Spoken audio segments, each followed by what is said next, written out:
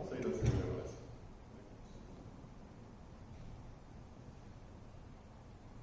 Padre, te pido que en esta mañana tú nos hables. Que no sean mis palabras, sino las tuyas. Mis pensamientos, sino tus pensamientos, Señor. Padre, tu mente, tus pensamientos son tanto más altos que los nuestros, como lo es el cielo sobre la tierra. Pero tú, Señor, te inclinas, así como uno se inclina para balbucearle a un bebé, y nos hablas de una manera que podemos entender. Así que, Padre, te pedimos que tú nos hables y que a través de tu palabra, Señor, nos des fuerza y voluntad para vivir de una manera que te agrada. Y así te lo pedimos en el nombre de Cristo Jesús. Amén. Vamos a empezar esta mañana imaginando una situación. Digamos que un conocido llega a tu casa y te pide un aventón. Necesita llegar a otro lado, no tiene carro, no tiene cómo llegar, entonces dice, por favor, llévame. Y tú, de buen corazón, lo haces. Se suben al carro y este conocido inmediatamente empieza a criticar. No le gusta tu carro, está acostumbrado a andar en carros más nuevos, cómodos. No le gusta la manera en que estás vestido, no podrías haberte vestido de una manera un poco más elegante, por favor. Tampoco le gusta la gente de tu país. No le gusta tu forma de manejar. Caramba, ¿no podrías ir un poquito más rápido? Tenemos que llegar. Ya, por favor. Echa puras groserías, te cuenta chistes colorados que ni chistosos son. En fin, por todo el camino te ofende. Ahora, digamos que al final llegas, dejas a ese conocido en el lugar que te ha pedido que lo lleves, te quitas el sudor de la frente. La próxima vez que llegue esa persona a tu casa para pedirte raite, vas a tener muchas ganas de ayudarle. Si es que lo ayudas, lo vas a hacer por buena gente, por compasión, no lo vas a hacer con gusto. No vas a decir, ay, qué bueno, siempre paso un rato agradable con esta persona. No, vas a decir, bueno, yo sé que lo tengo que hacer porque soy cristiano, pero no tengo ninguna ganas de pasar otra hora en el carro con este tipo. Ahora, piensa en esto. En cierto sentido, todos nosotros, si somos creyentes, andamos de raite todo el tiempo. Porque hay alguien que siempre nos está llevando. Y es el Espíritu Santo. El Espíritu Santo siempre está con nosotros. Ahora la pregunta que tenemos que hacernos es cómo lo tratamos. ¿Le ofendemos? ¿O le dará gusto al Espíritu Santo estar con nosotros? Nuestras palabras, nuestras acciones, nuestras actitudes harán que el Espíritu Santo se sienta cómodo o lo ofenderá. Esta es la pregunta que Dios nos llama a hacernos en esta mañana. Vamos a leer lo que la Biblia nos dice acerca de esto en Efesios capítulo 4, versículos 30 al 32. Efesios capítulo 4, versículos 30 al 32. Y yo creo que después de examinar estos versículos vamos a llegar a la siguiente conclusión. La presencia del Espíritu Santo es un privilegio maravilloso. Por lo tanto, esforcémonos por evitar lo que le ofende. La presencia del Espíritu Santo es un privilegio maravilloso. Por lo tanto, esforcémonos por evitar lo que le ofende. Leamos lo que nos dice Dios en Efesios 4, del 30 al 32. Dice así: no agravien al Espíritu Santo de Dios, con el cual fueron sellados para el día de la redención. Abandonen toda amargura, ira y enojo, gritos y calumnias y toda forma de malicia. Más bien, sean bondadosos y compasivos unos con otros, y perdónense mutuamente, así como Dios los perdonó a ustedes en Cristo. Vamos a ver tres cosas en este pasaje. En primer lugar, hablaremos del privilegio que es la presencia del Espíritu Santo con nosotros. En segundo lugar, hablaremos del proceso que nos lleva a ofenderlo. Y en tercer lugar, describiremos la vida que refleja nuestra redención. Ahora, si la presencia del Espíritu Santo es un privilegio para nosotros, quizás la primera pregunta que tenemos que hacernos antes de hablar más a fondo de ese punto es: ¿quién es o qué es el Espíritu Santo? Yo creo que muchas veces tenemos ideas incompletas, a veces hasta equivocadas, acerca del Espíritu Santo. Algunas personas piensan en el Espíritu Santo solamente como algo que se siente cuando un montón de gente se reúne para alabar a Dios. Dicen: fui a ese concierto, fui a esa conferencia, fui a ese culto y ahí sí se sentía el Espíritu Santo. Parece que están describiendo una sensación, un sentimiento. Otras personas piensan que el Espíritu Santo solo está presente si la gente se está desmayando, o si hay sanidades, o si hay milagros. Ahora, de ninguna manera vamos a negar que el Espíritu Santo puede revelarse en todas esas maneras.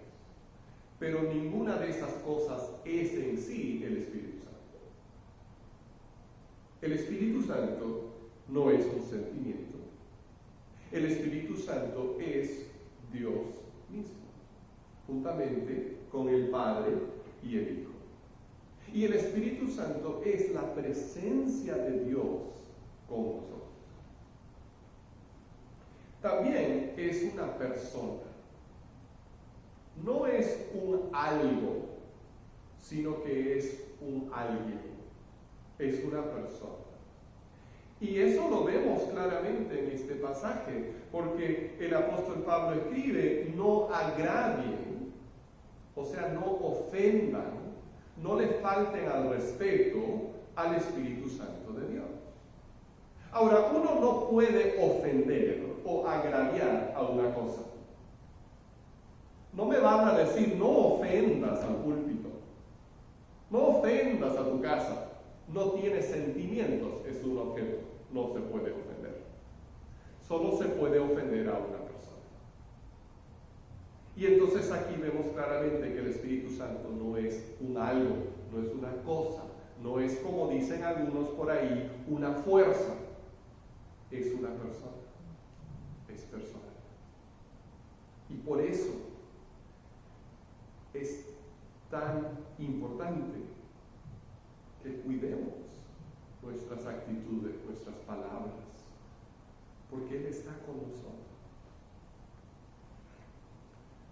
Yo no sé cuántos de ustedes tienen especial cuidado con sus palabras cuando un servidor está presente. A veces se escucha por ahí, yo sé que ninguno de ustedes sería capaz de decir tal cosa, pero algunos dicen por ahí: no hables así cuando está el pastor. Pero si yo me voy a ofender por algo que ustedes dicen, ¿cuánto más el Dios que les ha dado? En realidad no importa lo que yo escucho, he escuchado muchas cosas. Pero si el Espíritu Santo está con nosotros y Él nos ha dado vida y es un privilegio tan grande tener su presencia, entonces ¿cómo vamos a ofenderlo? ¿Cómo vamos a agraviarlo? Ahora, aquí nos menciona un trabajo muy especial. de esa persona, que es Dios, a quien llamamos el Espíritu Santo. Él nos sella. Su presencia, en otras palabras, es la garantía de nuestra vida futura. Su presencia es la garantía de que vamos a resucitar y vamos a vivir para siempre con Dios. Es el sello de propiedad sobre nosotros. El apóstol Pablo lo describe con palabras diferentes, pero la misma cosa en Romanos 8:11, cuando dice: y si el espíritu de aquel que levantó a Jesús de entre los muertos vive en ustedes, el mismo que levantó a Cristo de entre los muertos también dará vida a sus cuerpos mortales por medio de su espíritu que vive en ustedes. En otras palabras, ¿cómo sé, cómo sabes que vamos a resucitar un día? ¿Cuál es la garantía? ¿Cuál es el depósito que tenemos que nos garantiza eso? Es la presencia del Espíritu Santo en nosotros. Dios ha puesto su Espíritu Santo en nosotros, que es la marca de que le pertenecemos.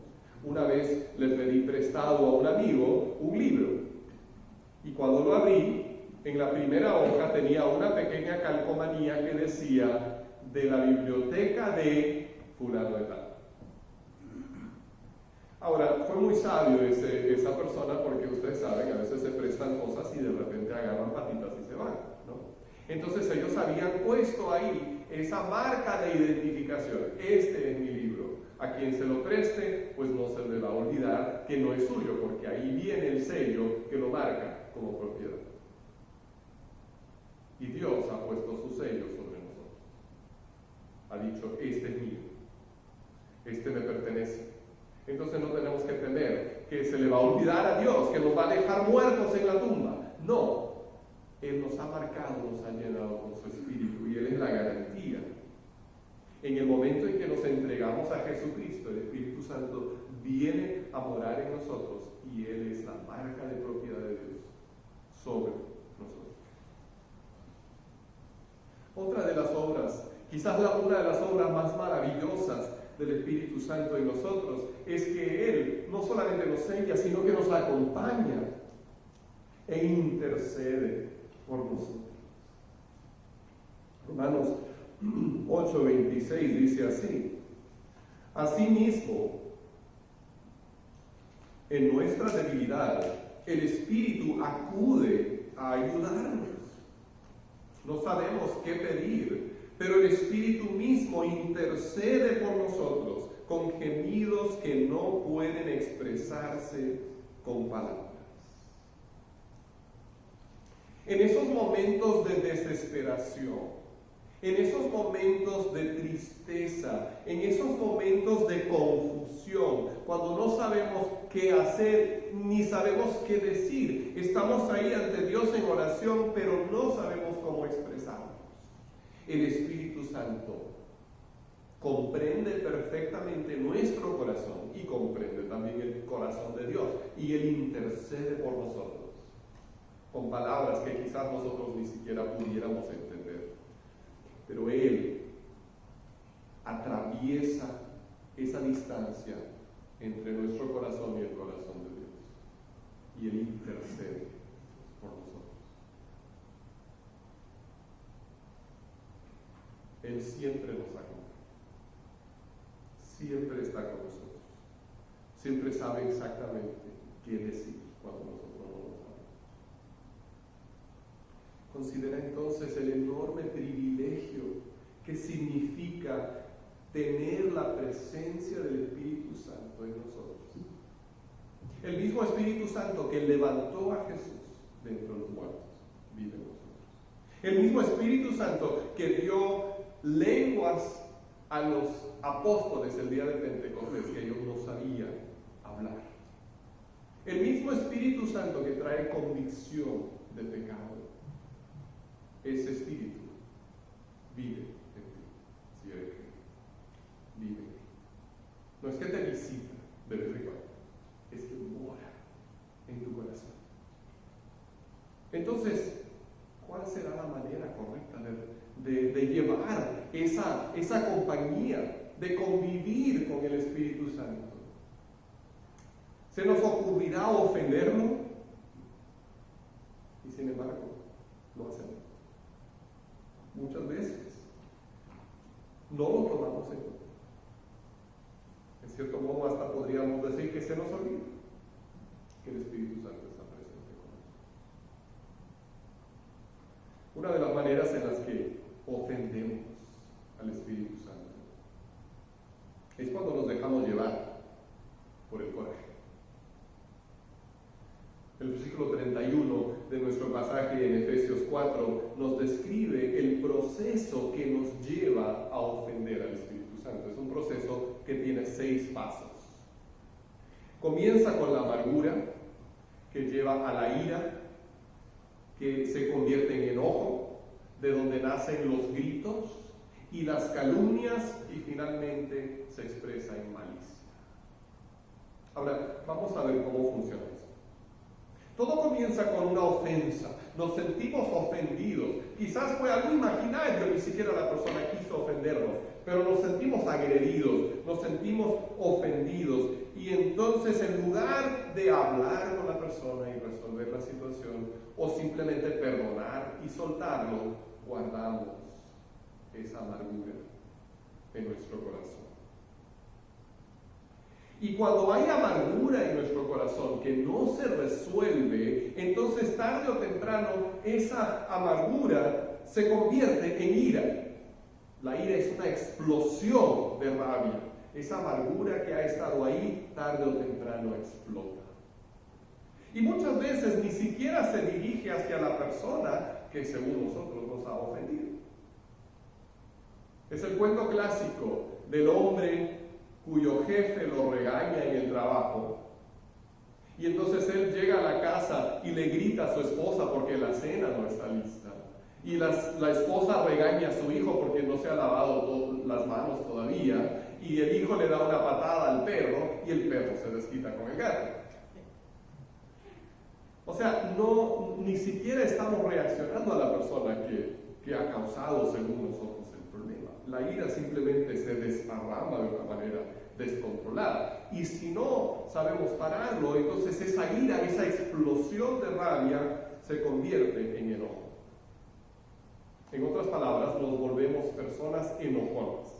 Tenemos debajo de la superficie tranquila de nuestro corazón un enojo que está burbujeando y que se está hirviendo constantemente y en cualquier momento puede explotar. Ese enojo que nos llega a controlar se expresa en gritos. Siempre se sabe cuando hay una persona enojona en la casa, porque no se habla con tranquilidad, con paz, sino que son gritos, y esos gritos llevan a las calumnias. En otras palabras, a los ataques personales que ni van al caso, ¿no? Pero esas palabras ofensivas donde la persona trata de herir, porque está expresando ese enojo, ese coraje que trae en su corazón. Y por fin, el resultado es que solamente buscamos maneras de hacer daño. Esa es la malicia. Nos volvemos personas maliciosas. Eso nunca lleva a nada bueno. Cuando dejamos que la amargura se convierta en ira, que nos lleve al enojo y entonces a los gritos y las calumnias y la malicia, eso no produce paz, eso no produce bienestar, eso no nos lleva a cosas buenas. Eso nos lleva a la felicidad en la familia, eso no nos lleva a ser buenos trabajadores, eso no nos lleva a ser buenos amigos, no nos trae la felicidad, nos convierte en personas infelices. En otras palabras, es contraproducente. Hace algunos años salió la historia de un hombre en Pensilvania que tenía unas cajas de servicio telefónico a la orilla de su propiedad, pero le arruinaban la vista de su jardín. Y cada día los miraba y hervía de furia porque la maldita compañía de teléfonos había dejado ahí esas cajas tan feas. Y por fin un día arrancó su tractor y fue y los tumbó. Más tarde alguien trató de llamarlo para pedir su opinión acerca del suceso, pero no lo pudieron conseguir porque su teléfono estaba fuera de servicio. Él mismo se había cortado del servicio telefónico. Y eso es lo que nos sucede cuando nos dejamos llevar por el enojo, por la amargura, nosotros mismos terminamos así.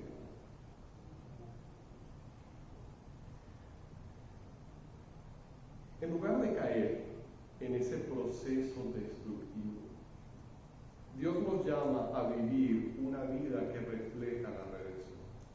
En otras palabras, Él nos llama a vivir una vida que refleja la realidad de que hemos sido salvados. En lugar de vivir en rencor, en amargura, en coraje, en esa vieja vida, Él nos llama a vivir como personas que han sido rescatadas por la sangre de Jesús, por su sacrificio en la cruz, transformados por el amor de Dios. Y el versículo 32 nos da 3 pautas para hacerlo. Nos dice que seamos bondadosos, compasivos y perdonadores. Bondadosos, compasivos y perdonadores. La bondad simplemente significa tener una actitud hacia los demás que busca su bien. En lugar de ver a los demás como la competencia, y tenemos siempre que estar buscando la manera de hacerles daño para que nosotros podamos sobresalir. Al contrario, buscamos las maneras de hacer el bien. En lugar de querer beneficiarnos de los demás, buscamos cómo bendecirlos. Porque así es que Dios nos trata a nosotros. Dios es bondadoso, aún con los que no lo conocen, aún con los que lo rechazan. Dios todavía manda el sol, la lluvia, bendice, porque Dios así es, Dios es bondadoso. Un gran ejemplo de bondad es el primer ganador de un premio que se llama el premio Pierre Coubertin. Pierre Coubertin fue el fundador de las Olimpiadas modernas. Y cada año, o más bien cada vez que se juegan las Olimpiadas, se otorga este premio que lleva su nombre a la persona que muestra el mejor espíritu deportivo. Este premio se otorgó por primera vez en 1964. Y el ganador se llamaba Eugenio Monti, era italiano. Competía en la carrera de trineos, de toboganes, de nieve. Y sucedió en cierto momento que el equipo inglés, su competencia, se les quebró un perno en el trineo y entonces no iban a poder competir. Y Eugenio Monti sacó el perno de su propio trineo y se lo mandó a Tony Nash, el jefe del equipo inglés, para que pudiera componer su trineo y seguir compitiendo en la carrera. Al final de la carrera, Tony Nash quedó en primer lugar, se ganó la medalla de oro, Eugenio Monti en tercer lugar con la medalla de bronce. Y cuando regresó a Italia, lo criticaban por haber sido tan generoso con la oposición. Y él dijo, Tony Nash no ganó la carrera porque yo le di ese perro. Él ganó la carrera porque tuvo el mejor tiempo. Ahora, para terminar la historia, en las siguientes Olimpiadas de Invierno en 1968, Eugenio Monti se ganó la medalla de oro. Pero en este mundo en el que vivimos parece tan insólita esa actitud. ¿Cómo ayudar a una persona que está tratando de ganar? A la oposición, ¿cómo ayudar? Pero esa es la bondad. Y si una persona, yo no conozco nada sobre la fe de Eugenio Monti, pero si una persona que se mueve en esos círculos, que posiblemente ni siquiera conozca al Señor, si es capaz de mostrar tal bondad, ¿cómo no seremos capaces nosotros? Que hemos sido el objeto de la bondad de Dios. Dios también nos llama a la compasión. La compasión significa tener simpatía hacia las necesidades de otros. Significa no pensar solamente en nosotros mismos, sino también apoyarles cuando podamos hacerlo. Es la actitud del buen samaritano, que cuando encontró a ese hombre herido en su camino, no dijo, ay caramba, tengo mucha prisa, ojalá lo pudiera ayudar, pero no puedo. Ni dijo, ay caramba, es que apenas me alcanza para mí, no puedo gastar nada en ayudar a este hombre. Sino que tuvo compasión, se puso en su lugar y lo ayudó. El perdón es una virtud particularmente cristiana, porque nuestra fe se basa en el perdón que Dios nos ha regalado a nosotros por medio de la fe en Jesús. Nuestra fe es una fe del perdón de nuestros pecados y la libertad que Cristo nos da por su muerte en la cruz. Sería incoherente querer recibir el perdón de Dios, pero no mostrar perdón hacia quienes nos ofenden. Tú y yo tenemos el gran privilegio de convivir con el Espíritu Santo. Si tú no has recibido a Cristo como Señor y Salvador, yo te invito al final del culto a conversar conmigo para que pueda contarte más sobre lo que significa tomar esa decisión. Para los que ya hemos recibido a Cristo, tenemos la presencia del Espíritu Santo en nosotros. Imagina cómo sería nuestra vida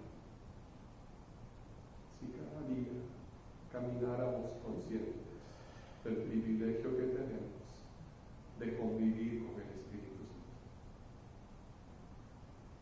Imagina cómo sería diferente.